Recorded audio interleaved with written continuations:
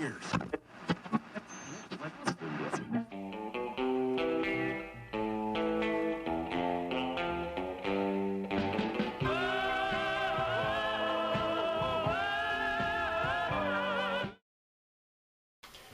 everybody, and welcome to Gregg's Vintage Workshop, where I'm working to restore history one piece at a time. Tonight we're going to be looking at part 5 of the 1929 Victor TRF radio. In part 5 we're going to start looking at the radio section. In previous parts we were looking at the amplifier section. It's not completely done yet, but I don't want to do anything else with it till I can paint it, and right now it's too cold to paint. So we start on the radio section. And I'm going to start with some disassembly and some cleaning. There's some interesting video of the gang tuning condensers.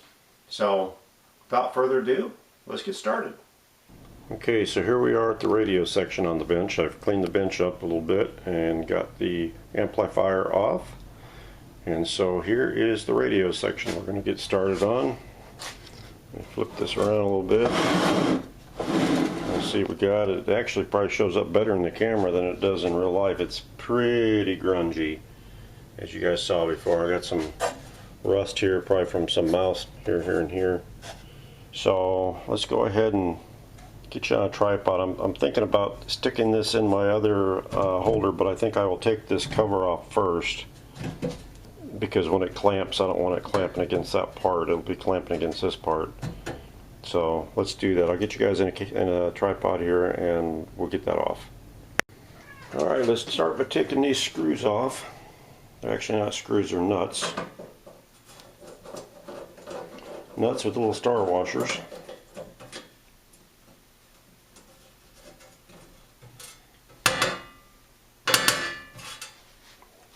Here.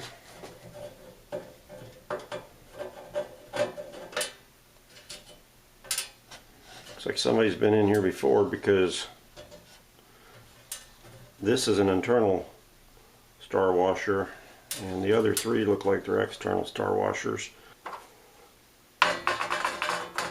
You guys know I like to use my little prescription jars to put my stuff in.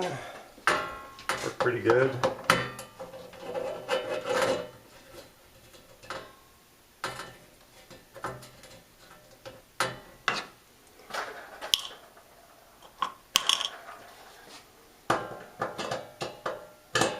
I hear Moose or Dodger down there playing with the ball toy I have down on the floor. It's going to fall like in a track. If you hear that, that's what it is. Alright, let's lift this cover off. Let's see. Ooh, man, it's dirty, dirty, dirty in there. There's the bottom of that top. That definitely going to have to get cleaned up. Top and bottom. I've never used Brasso, but I've seen a lot of people talk about Brasso. I might have to get me some and give it a shot. Wow, this is really bad. No wonder the mechanisms froze up on it. Let me get you off the tripod, we'll get a closer look. I don't even know how much of this dirt's going to come through, but this is like probably one of the nastiest radios that I've worked on. And it's almost like it's got that like pitting going on down here. Alright, I think I'm going to go ahead and now stick it in my other holder. Well, we got her mounted in the chassis holder. Still had plenty of room to spare. I could go even about another 4 inches wider if I needed to.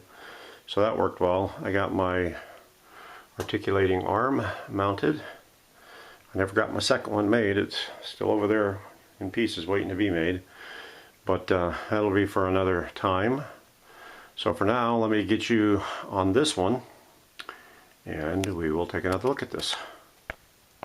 Okay, you guys are located in the tripod now, and we're getting ready to go ahead and see if we can get the wooden front off of it. In order to do that, I'm going to try and zoom you in. So looking right here, there's a hole here and a hole here, and from what I can see, which isn't real well because I don't have a good light on it. Here, let's get this light on. Keep from blinding you guys or getting this in your way. There we go. Get it back a little bit, enough that I can see. I see that there is a straight, it looks like a straight head little screw in here and a straight head little screw in there. This cover here, I believe there's a light bulb under it. Let's pop it off, if it will. Sort of pops off. Something's holding it in the front, it looks like. Either that or it's a little tab down here. There, yeah, I'm not sure. Let me get a little straight head screwdriver and we'll get those out.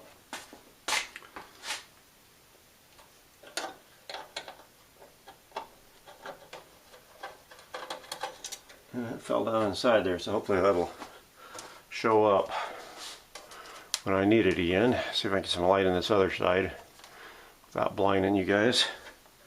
Getting to where I can see the screw.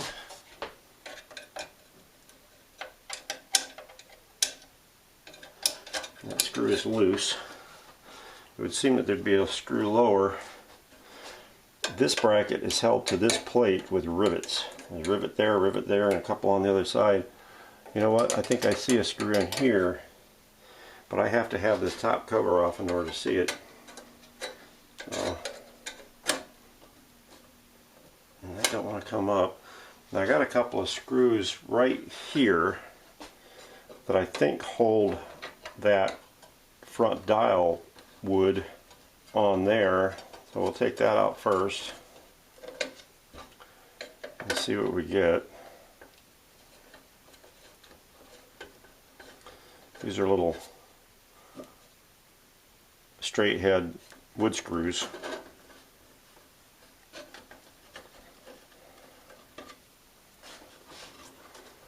Ah, I see, this slides out. There we go. Lifts. Okay, there we go. See, I saw those tabs right there, and I saw that tab there, and I thought they were attached to that, but they're not. So I lift that up, and that pulls out like that. That's what's going on. Until the heat from the bulb there. Bulb's still in it. I'll have to check that and see if it actually works. I kind of doubt it.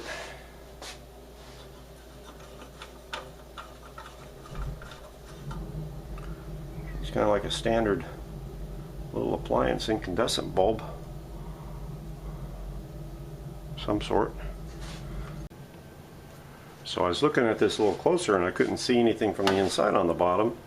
Took another look at the front, and these are screwdriver screwed on type couplers that hold that face on there. So I just put my screwdriver in the slot there, and luckily it wasn't seized up and it came off. That's what we have there, and there's a little shim on there too. Get the other one off. And then hopefully that plate will lift off of there at that point. I think it feels like it's getting looser, so I think it's going to. Another shim. Yep. And something else fell out too. Not quite sure what it was. It was a little metal plate here. I'll have to do a little research and see what that is, since I didn't see where it fell out from. So one other thing that's in here is the on-off switch is right here. You can't see it, and I don't feel like taking this completely to show it to you. I don't know if I can angle enough, probably not, because this is in the way. But it's got one of those little knurled thin nuts on it, and I'm going to spray a little WD-40 on it to hopefully loosen it up some and let it set for a couple minutes. And we'll come back and see if I can get it off.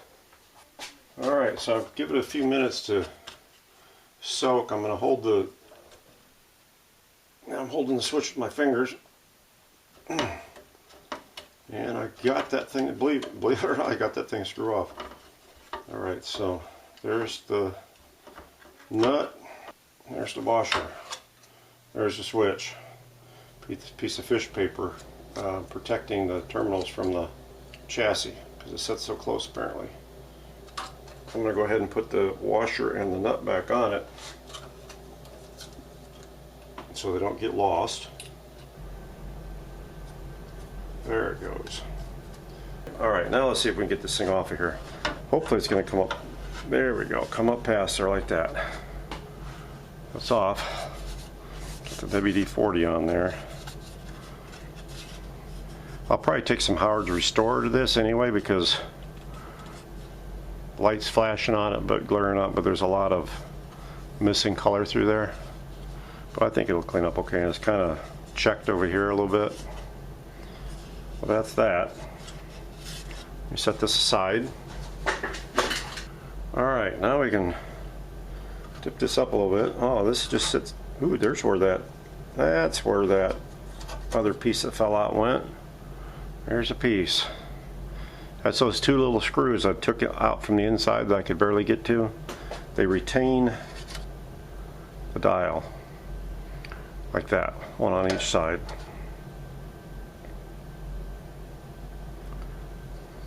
That actually doesn't look like it's in too bad a shape. That might clean up pretty decent. I'll turn this light off here. I think I'm getting too much light in here for glare. That's one thing I don't like about this particular side of my shop is that my fluorescent tubes are right above the work, which is good for me, but not good for recording. Too much glare. It has some call numbers on here that I don't know how somebody got them on there unless they came that way, but that one looks like WBNS, WCOL, WLW. I think there might have been something there. Anyhow, we'll see how that'll clean up. I know they offer this as an aftermarket, but I'd rather use the original if it'll clean up halfway decent. So let me put this aside. Okay, so this entire chassis is horribly filthy. I think what I'm going to do is take some air and try and blow out some of this, and then I'll probably wind up taking it outside and spraying it out with electronic cleaner. But for right now, I'm going to get my air compressor set up here and blow it out. I'm not going to do that on the screen. I'll bring you guys back when I get through blowing it out. We'll see what difference it makes. Alright, so I blew it out and it looks a little better anyway. There's some, this is pretty thick grease here. If you can see, if I do that with that into that acid brush, you can see how it cleaned that up a little bit right there. There's the various rust spots in here. Like there's a spot there. Again, I don't know if that's from some sort of mouse dropping or what. I think I'm going to go ahead and take it outside and take an acid brush and some electric cleaner. I might use some brake cleaner for some of it. I'm a little nervous on these portions here. I don't think it's plastic, but I'm a little nervous about using brake cleaner on it anyway. I'll go do that and then we'll be back. Okay, so I'm back inside from having sprayed this out with a combination of brake cleaner and electrical cleaner. Okay, as you can see, it's cleaner. Obviously all that grease is off of there. It could definitely be cleaner. I mean, if I did go like that, I can still get more dirt off. I mean, not coming off very easily, but there's, you know, it's still on there. I will probably work at cleaning this up a little bit better, but I'm also not going to lose a whole lot of sleep over it. I'm going to touch up the rust spots with some rust remover and that sort of thing. And I'm going to, obviously, we're going to restuff this capacitor block right here, and I'll check the various coils. I'm sure these caps are probably fine, but I'll check them anyway. I'm sure this resistor's fine. I'll check it anyway. We got coil over here I got to check. Up here, clean the contacts on that switch. Check this resistor. But I'm not going to spend a ton of time. Those wires are almost touching there. Have to look at that. Trying to clean this. I mean, you know, it is what it is. The thing's almost 100 years old, and this isn't going to be a tear it completely down and make it look like new again. I'm not planning on doing that. My plan is to try and make this thing functional. Clean it up, right? I mean, I don't have to make it look like new, but clean it up as best as I can clean it up. Get everything mechanically working the way it's supposed to. Now I'm already a little bit there because the tuning arm was originally froze up. And since I sprayed it all and started working with it, it's no longer froze up. You should be able to twist the knob here and get it to rotate, which it's doing now, as well as you can slide it like this. Okay? I'm going to take you off the tripod for a minute and show you that mechanism, because without flipping it over I really can't show you how it works. I'm going to try and get you a better angle at it, what I cleaned up. Okay, so if this is any indication, this is the Q-tips that I was using to clean the tuning mechanism slider piece. As you can see, they're pretty filthy. So if we come over here, and you can look in there, depending upon how well this is going to focus for you. This is the Z1, and it doesn't do close-ups very well. So there is this beam here, this curved beam, and there's a little pulley. Let me get something to point with here. If you can see this, right here, there's a pulley, a metal pulley, that rides on this lower edge. Okay, this is actually a C bracket right here that goes down right here and then back over again, right? The knob is one piece with this part right here and this piece right down here, and forms an upper pulley, and it rides on this top edge. So you got this bar is captured between this portion you turn, this shaft, and the pulley that it makes down here, up here on the top, and the pulley down here at the bottom you probably can't see. I can try zooming in, but I don't know that you're going to be able to see it. It's going to get blurry. Yeah, you really can't see it. But anyway, so what I've done was I obviously cleaned the bar off. It was all greasy. And then there's a little spot of tarnish right there. This is like a pop metal bar. And then I cleaned all the shaft, and I sprayed a little WD-40 in here, because that's actually where it rotates. It's not like this rotates in this. This is all one piece with this. There's a bushing, this part, well, it's actually not a bushing, it's part of this. It turns in that, like that. And then that one turns on there. Now I haven't actually put any oil in there. I'm going to shoot a little oil on each of those and put a little grease down here on the edge, and that should even make it better. It's actually not bad right now, but considering it was froze up before. And of course I haven't done anything down on this side, which will make it even looser when I get this apart. That'll be from the other side that I have to do that. I was getting ready to pull the little light fixture out, because there's two screws holding it in that may allow me to get a little bit into that mechanism a little bit better, to clean that a little bit better. So let me get you back in the tripod. The noise you hear in the background is my furnace running. There is a nut on the back side of these screws.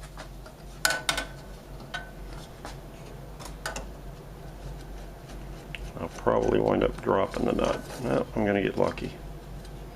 Got the nut.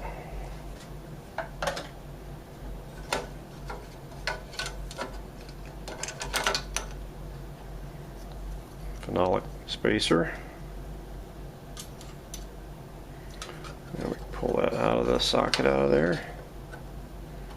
And yeah, I gained a little bit more access in there, but not a whole lot. I mean, I can clean inside there. I was hoping maybe get a little bit better on the bottom of that shaft, which I can a little bit. I don't know how much it's going to help us, but I'm going to go ahead and clean that up a little bit more, and I'll bring you guys back when I get through with that.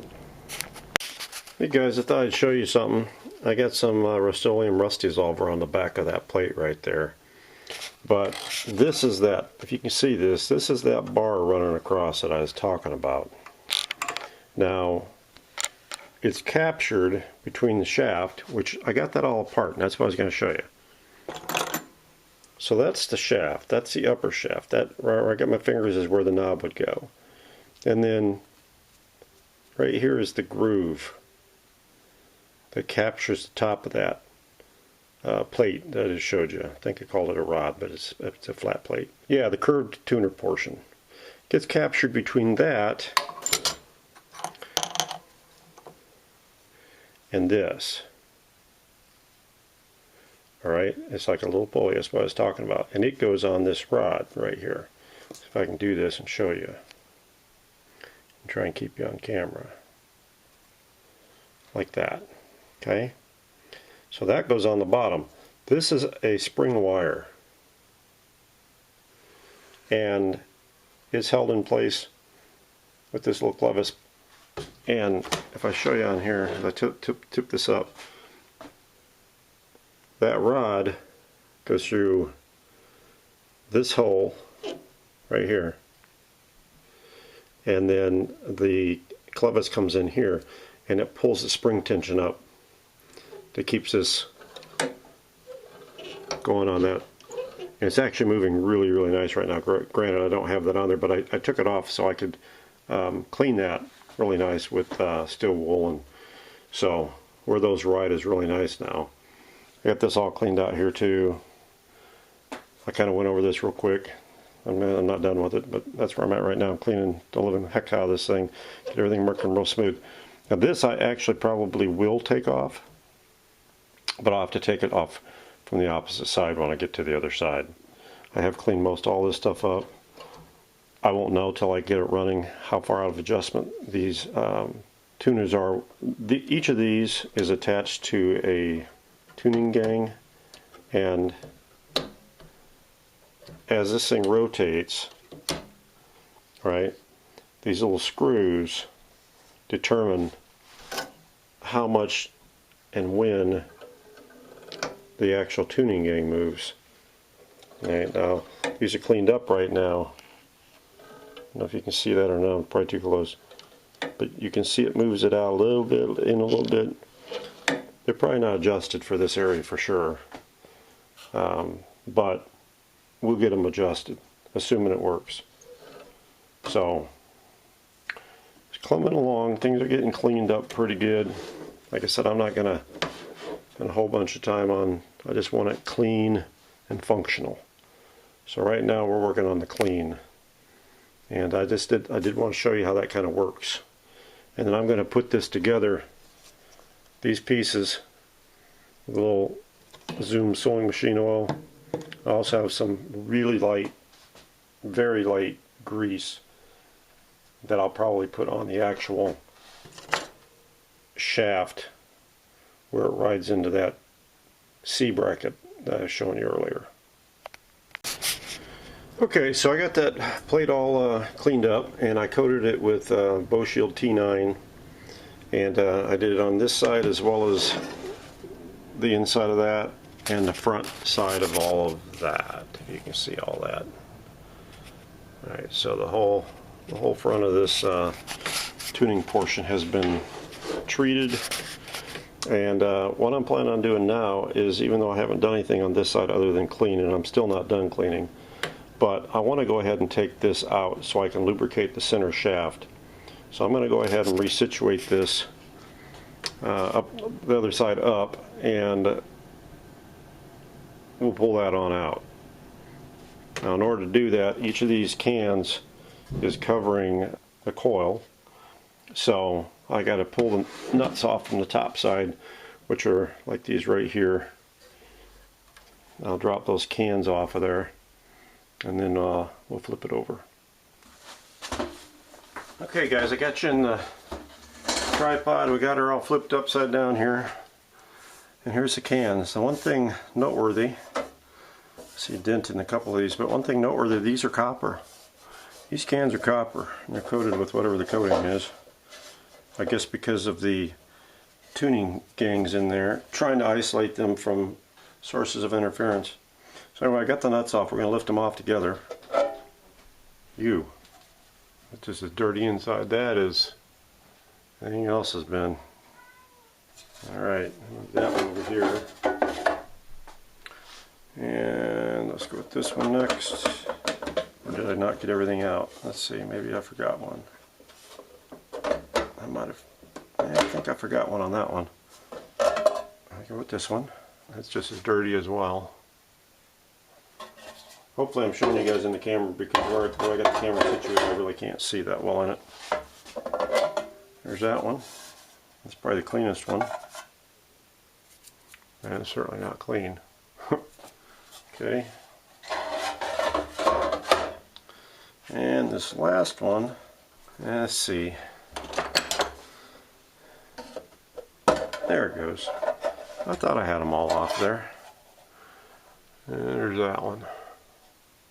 So now I can show you kind of more how this thing operates, but let me get some air in here first and blow this out a little bit.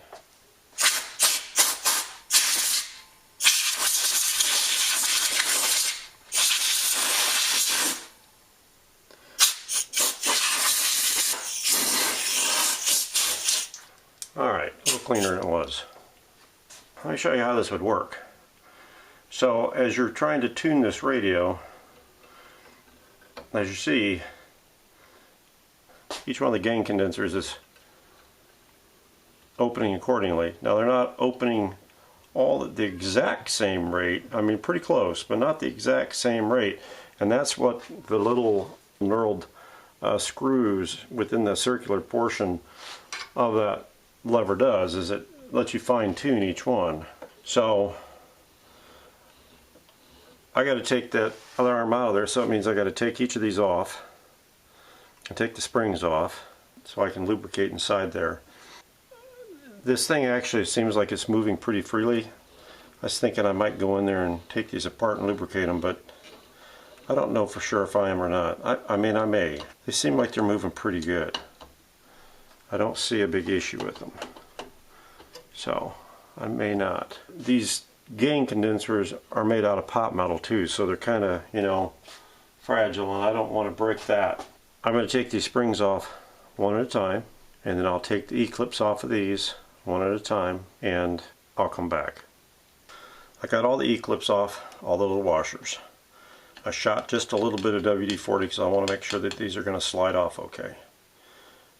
This is a lock for this nut, because obviously you can't tighten it too tight or the thing won't rotate.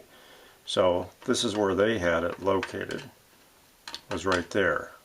Now, I probably will go by feel, but I think I'm also going to take a Sharpie permanent marker and put a mark right there, just so I know where it was, assuming it doesn't come off. We will go like this. Now, I'm not saying it's not going to come off. I could probably take a punch and punch mark it as well, but I don't know that that's necessary. Let's see what we get here. Yeah, it wasn't very tight, so I guess that's a good thing.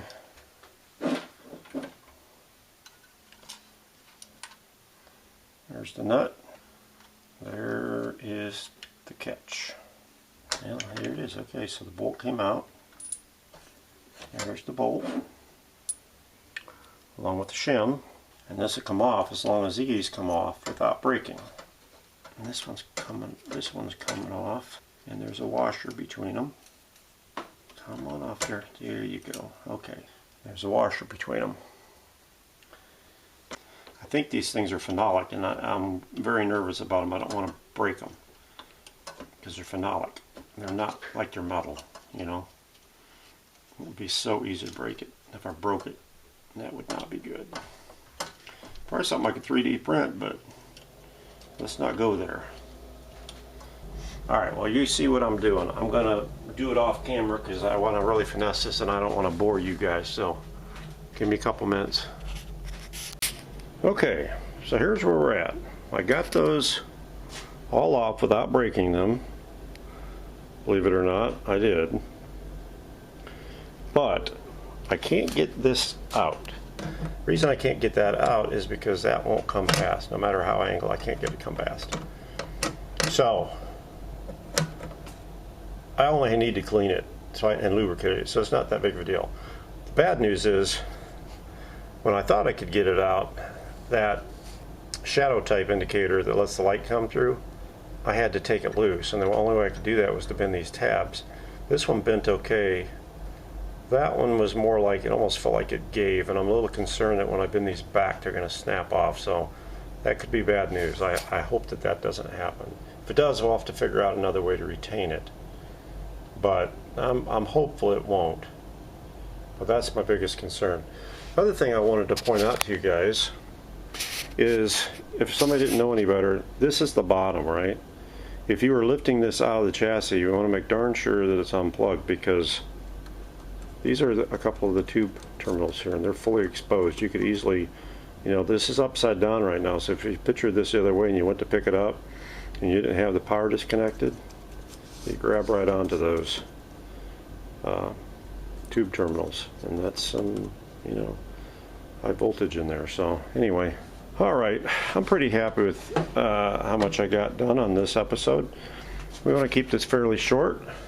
I don't want to lose viewers because of boredom, so I think it was a pretty good start today on the radio section of this 1929 Victor TRF radio. I hope you enjoyed what you saw. If you haven't subscribed yet, I hope you will. We're going to look at this radio as well as a lot of other ones this year. So from Gregg at Gregg's Vintage Workshop, thanks for watching.